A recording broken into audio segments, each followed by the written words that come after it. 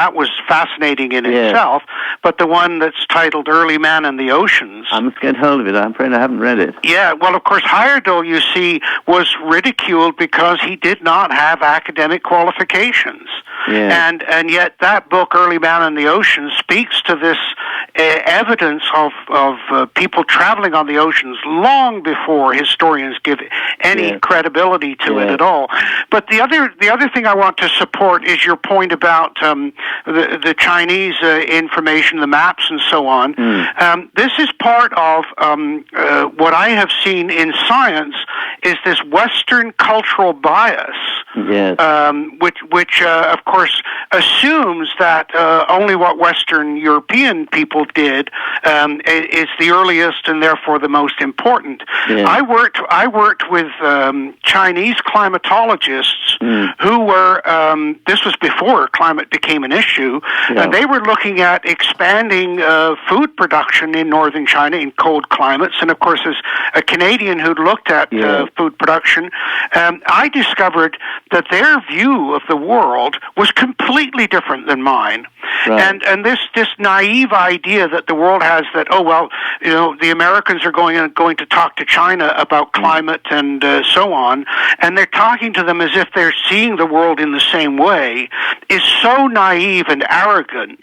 And I think that underlies a lot of what you discovered. Yes. And also working with Russian climatologists, Borisenkov, who was a historical climatologist. Again, a completely different view of history in the world, and understandings of things, and so I think that underlines a lot of what you are talking about. But it's just a couple of quick points.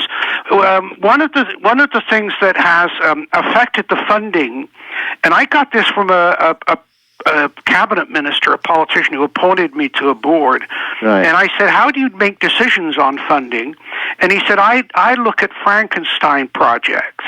And I said, what do you mean by that? And he said, look, if the project has a clear ending to it, that is that, let's say, Gavin comes in and wants $10,000 to research and publish this book. I know that when the book is published, it's finite. The money's there, bang, it's over with. Yeah. If Gavin comes in and says, look, I want to start publishing a monthly journal, there's no end to that. No. And not only that, but once it's been published for a year or two, now you're going, if you stop the funding, you're cutting off a privilege and a right and all the rest of it. Yeah. And you have to keep feeding this monster. And so that affects how the publishing is gone. And one last little point, we've already talked about the role of the internet, but we should also talk about the role of the computer and word processing, because one of the things that is changing the publishing and running the power of the publishers, particularly in marketing, is vanity press. Yes. Now, the vanity press, one of the first ones in the world, happened to start in my hometown here in Victoria, called Trafford Publishing. And when I asked him why he called it Trafford, he was a Manchester United fan. But this is the idea that anybody can write a book. Yeah. They can print a single copy for $7. They will provide the cover and so on. Yes. And you can print as many or as few as you want. And you can, and they will also put your book on Amazon.com and Barnes and Noble, so it gets out electronically, bypassing the marketing control. Yeah. And Vanity Press is really having a huge impact and opening up a potential for beyond academia. Yeah, this is like iUniverse, Lulu. There's many popping up all over the place. The trouble is that those books don't get edited. And so there's no, I mean, I think sorry? No, absolutely. I couldn't agree with you more. And that, of course, is one of the arguments against them. But if they're put out there, they're edited in the marketplace. They're edited by not getting any sales. Yes. And if they have some validity, what's interesting is how quickly a publisher will approach and want to take over the rights to that book. Really? I just did an interview last week with Joseph Lumpkin, who who has written maybe 15 books on the lost books of Christianity, books that were banned from the Bible, the books of Enoch, Fallen Angels, The Watchers and the Origins of Evil, the Gnostic Gospels of Philip, Mary Magdalene and Thomas, the Book of Jubilees. It goes on and on and on. He had to do his own publishing because nobody would touch the research that he had done. He went all over the world to gather the ancient books, and people were not interested in publishing it. So he did his own publishing. But very important, if you want to go back and research something, or you're introducing something that is not more of the same, the potential for self-publishing. The nice thing is you can ask people to help edit your book. You can hire professional editors. You can do that. The other thing is you can dress your own publication. You know, it used to be that only the publishers could make the book look like it does, or name the book, or title the book, or put it in the category that it is. So you have much more participation in that. The thing about peer review now is that it is central to science, to knowledge that is allowed to move through academia and trade publications. Yeah. So at this moment in our human history, vanity publishing is the way to proceed, unless you're both suggesting something else in this transition.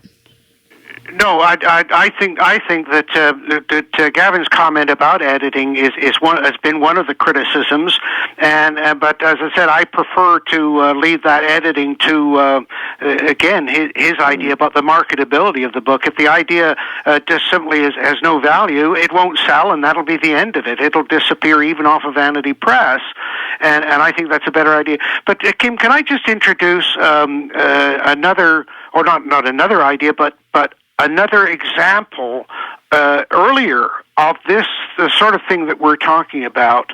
Go ahead. One of the the only time in history that I'm aware of that a publisher sold off the rights to a bestseller occurred with a book published by Macmillan called Worlds in Collision. Okay, this was a book published by a Russian. He was actually a medical doctor who ended up getting PhDs in astrophysics and so on, by the name of Immanuel Velikovsky. Oh, Velikovsky, yes. Yes, and this is a classic example of academia silencing somebody who dared to come forward with ideas that did not fit that prevailing wisdom. And of course, at the heart of the attacks was the dean of geology, Harlow Shapley, who actually got Macmillan to sell off the rights to that book by threatening them with stopping all of the publications or authors of textbooks. And for Macmillan at the time, their textbook business was huge. And they Shapley said, I will effectively shut down your textbook side of it if you continue to publish this book. And of course, Velikovsky what was interesting was that a lot of his predictions and ideas turned out to be absolutely correct. But here's an early version of a person's career and credibility being completely destroyed by an academic. And by the way, it was interesting that the students at Harvard, through freedom of information, got access to the letter that Shapley had written to Macmillan, threatening them, although Shapley had publicly denied that he'd been involved. So this sort of thing has been kicking around for some time, and it really, I think, needs to be openly discussed, as we're doing here, and addressed, because it's limiting our ability to understand. Well, I'm glad. I've learned a lot this evening. One other question before we close this segment today, and I really appreciate your participation, both of you. Gavin, what do you think people can do right now to bring discovery and research findings so that they go open source? What can you say to the public who may feel that if they're not peer-reviewed and they don't make it through peer review, that they're finished? Well, I think that the market will do it, that more and more revisionist histories will come out. They'll sell in bigger and bigger quantities.